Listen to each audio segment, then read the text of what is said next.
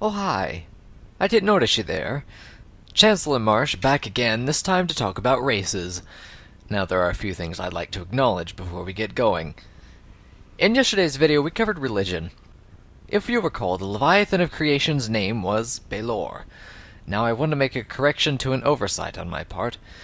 The pronunciation of his name was not entirely correct. Several people are familiar with the origins of the figure as he existed before his manifestation in the Solstice pantheon. To them, his name is pronounced Balor. However, I pronounced it Baelor in yesterday's video. While my original pronunciation wasn't incorrect, I failed to give fair representation of both options. I'll do my best to see that future productions are more careful. The next item is just a bit of clarification and encouragement.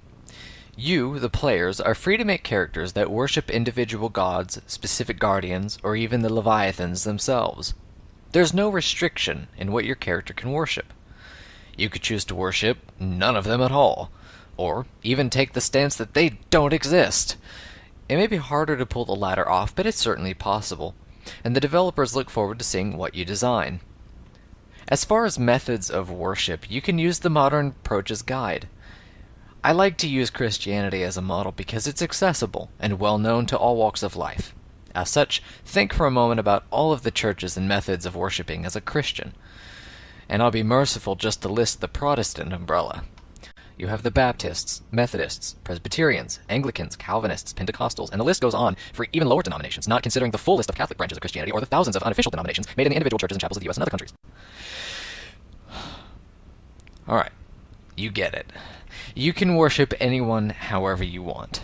As far as we, the developers, are concerned, your relationship with your chosen deity is your responsibility. The third and last thing I feel needs addressing is a question I received yesterday in relation to the first preview, which revealed the names of all 27 professions. While there will be a video that explains professions in detail, I think it's best to explain something about them now in order to avoid confusion later. Your profession is a specialization. That is, it's the thing you focus on most.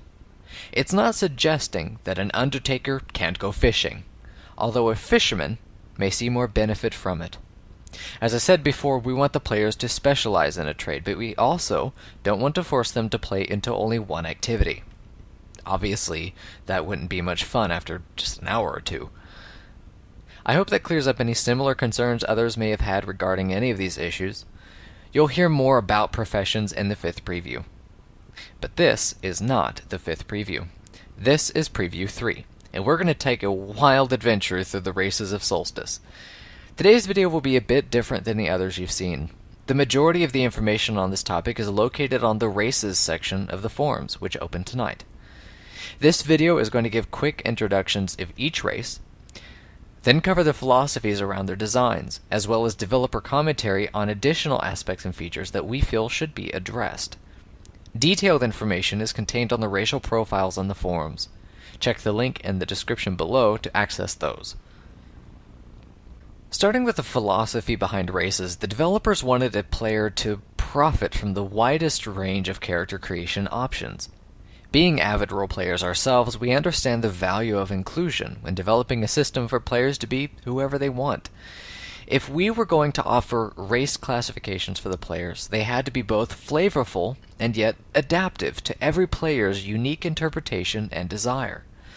We came to 6 individual races which we feel cover all the bases for what a player could and would want to be in the world of Solstice. We'll start with the backbone of any RPG, the humans. In Solstice, the humans are a proud and industrious race, capable of great feats of strength and artistry, but equally prone to violence beyond measure. We based the culture and politics of the humans on early Elizabethan England. For those of you who aren't history buffs, I'll sum it up like this. The classes are strictly divided, and every individual in society has a defined place and duty to fulfill within that place. As long as everyone does their job properly, the kingdom will thrive. God save the king, and all that jazz. Titles are important, and structures of social hierarchy define the birth, life, and typically death of an individual.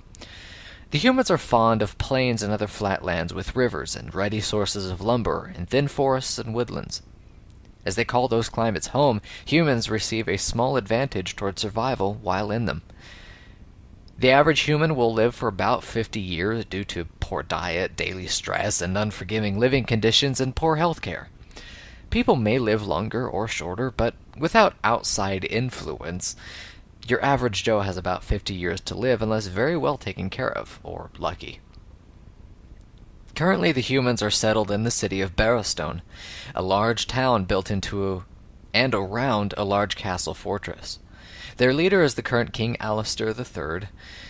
Basset called the humans first when looking for people to investigate the corruption of the sanctuary in Solstice, and they've been there ever since. Next up are the elves, another classic.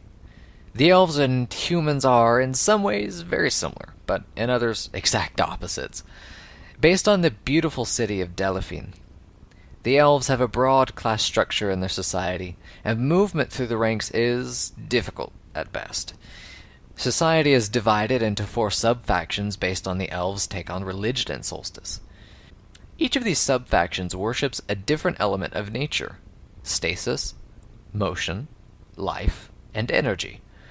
In elven philosophy, much like the ancient Greeks, everything is made up of some combination of the 4 elements. Each faction is led by the eldest female in the wealthiest family of that faction. Starting with the oldest, we have the matriarch of stasis, Galvanan, matriarch of motion, Galien, matriarch of life, Feanora, and matriarch of energy, Silveana. Together they form the Elder Council, which acts as the government of their population. I'm sure you noticed the apostrophes in their names. Elven names have a specific style. It's possible to identify someone's race purely by their name, and the elves are a testament to that fact. Elves are born with one name, and they keep that name until they've achieved the recognition of a matriarch, who bestows them with a second name. An elf with 2 names will proudly announce it whenever they get the chance, as it's one of the highest marks of honor in their society. As for the apostrophes, the elves feel that having consecutive vowels is distasteful. The apostrophe is a buffer between vowels. As for pronunciation, the apostrophe divides the word into sections, each of which is pronounced separately. For example, matriarch Silviana's name is divided into 2 parts, Silva and Anna. The elves are very careful to pronounce it this way, and it is considered deeply insulting to speak someone's name incorrectly. Elven society is cutthroat, and every individual competes to be worthy of the respect of the current matriarchs. Despite their staggering lifespan of 500 years, very few ever achieve a second name, and success warrants the boasting you'll encounter. On a whole, the elves are quite tall, being 7 foot on average, and many consider them to be widely feminine in appearance. Androgynous is a good way to describe them, as the men tend to be prettier than most human women. They're sure to remind the humans of that on a regular basis. The elves were never described as modest. The Bretons, however, were. Being crossbreeds of humans and elves, the Bretons share bits and pieces from either culture. They're not quite as tall as the elves, nor as feminine, but they're just as long-lived, coming in at an average of 300 years, circumstance permitting. Where the humans are focused on territorial dominance, and the elves on religion, the Bretons excel in the fields of magic. That's right, Guardians of Solstice has magic. Centered in the town of Johanna, the Bretons stay isolated in the corner of the map, practicing and developing magic. The other civilizations know them for being odd, but friendly. Or oddly friendly. They don't typically involve themselves in military procedures or issues of dissension. In fact, the only people they're not terribly fond of are the elves, and that's only because the elves are generally rude towards the Bretons for being half-breeds. Huh. Oh well. The Bretons on a whole are very laid back. They're simply not bothered by much unless it's interesting to them, almost exclusively being magical or academic. In short, they're a simple yet focused people that somehow have managed to be friends with nearly everyone else in Solstice. Even the developers aren't sure how they managed it. Huh. Breton magic. On the other end of the scale, you've got the dwarves. Now, I have to admit something. I love Dwarf Fortress. I love dwarves. In creating the dwarves of Solstice, we had the pleasure of creating their society in any way we wanted. And I drew from the things I know and like best.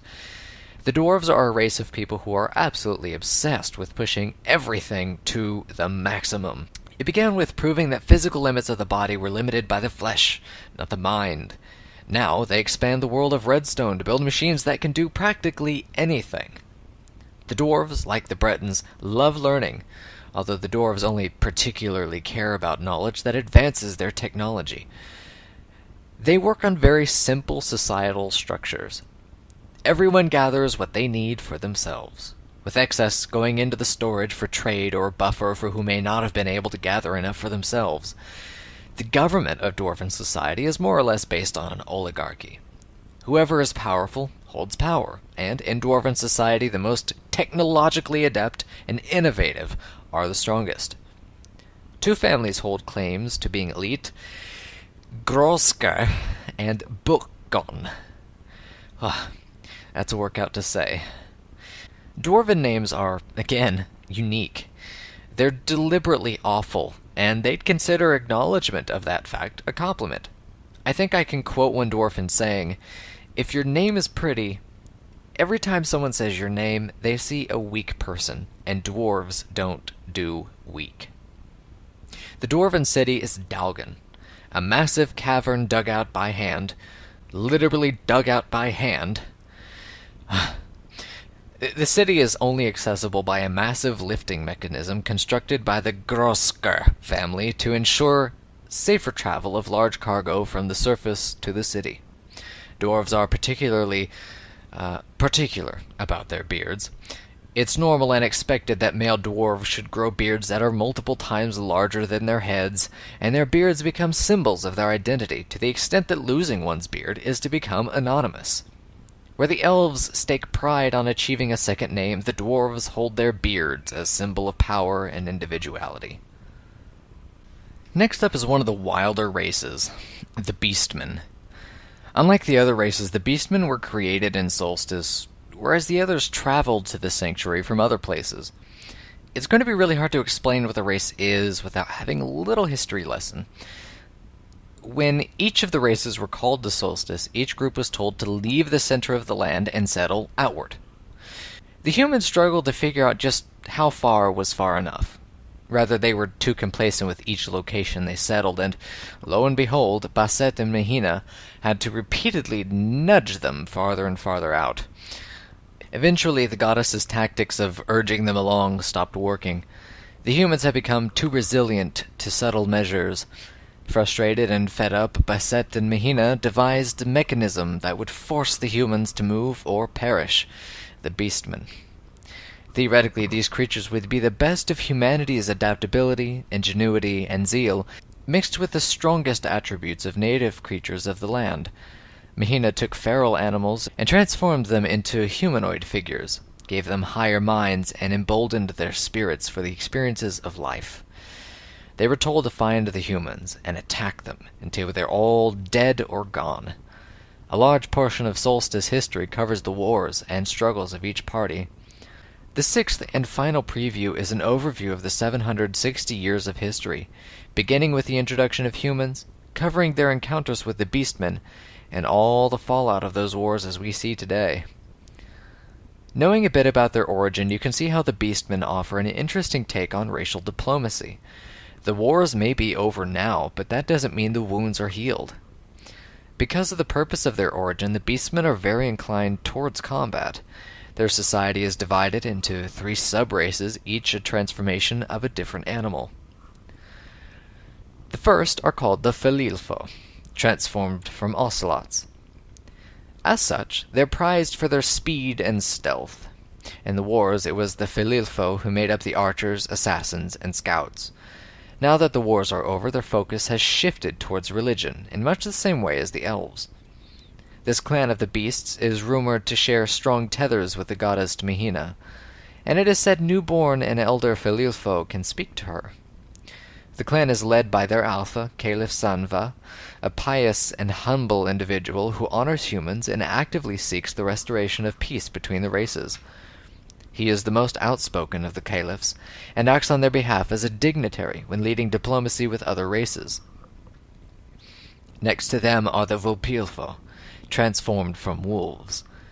They make exceptional fighters and generals, recognized for developing some of the most efficient combat formations and tactics. The Vopilfo are much less individualistic, fostering larger and closer families than the other clans. Honor, to them, is the greatest currency, and honor is shared amongst a family. That is, your father and your brother's sins and virtues are yours to carry. The clan Alpha is Caliph Brutus. He's bold and sturdy, but prefers action to words. He's known for his discipline, and the others in his clan seek to emulate his virtues as a strong leader and a steadfast member of the community. Lastly are the Bovilfo, transformed from cows. Titans of physical strength, these beastmen make the laborers and heavy assaulters. As their numbers are the lowest, the Bovilfo tend to stick together regardless of familial ties, having probably the loosest sense of bonding of the three clans. These beastmen work harder at developing the home front than other clans, and they have become superior farmers and builders as a result. Despite their hulking sizes, the Bovilfo are greatly respected for their artistic works and philanthropy with not only the beasts, but all other races in need. Their alpha is Caliph Barazos, a soft-spoken and stoic figure to all the beastmen. He rarely speaks in official matters, but takes careful notes when listening, and, more often than not, provides the wisdom needed to make proper decisions for the long run. It was a Bovilfo who first advocated peace, and the trend continues hundreds of years later. The beastmen settled in the savannas and deserts of the west. Their encampment is known as Corinth. Some of you might have picked up on the naming scheme and wondered where the Lizalfo fit into the mix. The Lizalfo are different. Yes, they originated in the same way as the beastmen, but they never mixed well with the others. Created from dragons, the Lizalfo are the only clan that feel becoming more like the humans was not an improvement, to say the least. Solitary, violent, and vengeful are three words that describe the Lizalfo people well. When the wars between the beasts and the humans finally stopped, the Lizalfo refused to stand down. Instead, they started a civil war with the other beasts, whom the Lizalfo felt had grown weak and complacent with their mortal enemies, the humans. The Lizalfo culture, if you can really call it that, is extreme. From birth, the young Lizalfo fights. Despite the potential for very long lives, very few Lizalfo ever survive out of youth, the average dying naturally at about 40 years old. Based in the marshlands north of Corinth, the Lizalfo have a large cluster of shanty huts and shacks called Gideon. Led by their alpha, Caliph Badass. Oh, did I forget to mention their naming customs? Oh. Well, the Lizalfo named their young at birth after some unpleasant thing. Examples include dirt, rock, and mud. Why? Well, the Lizalfo are primarily an honor culture. Much like the elves, one's name is a strong reminder of who and what they are. As the Lizalfo of Gideon feel disgraced and lessened, they named their young in such a way that they're reminded of that. However, as one gains power and respect of the others, respect being the only currency of the scaly veterans of Gideon, a Lizalfo can gain and change names to reflect their status. Caliph Badass's name comes from a comment made by a human who witnessed his coup. While the Lizalfo have shifted into peace terms with the other races, they continue to fight amongst themselves or with whoever is brave enough to pick a fight with them. Oh boy, would you look at the time. I have to go get started on tomorrow's video. What is that over, you might ask? Why, we're I hope you'll join me. This is Chancellor Marsh, signing out. No, I wouldn't do that to you. Tomorrow we're going to go over the cities of Solstice. As always, leave any and all feedback you have. I will respond as best I can tomorrow. But for real this time, this is Chancellor Marsh, out.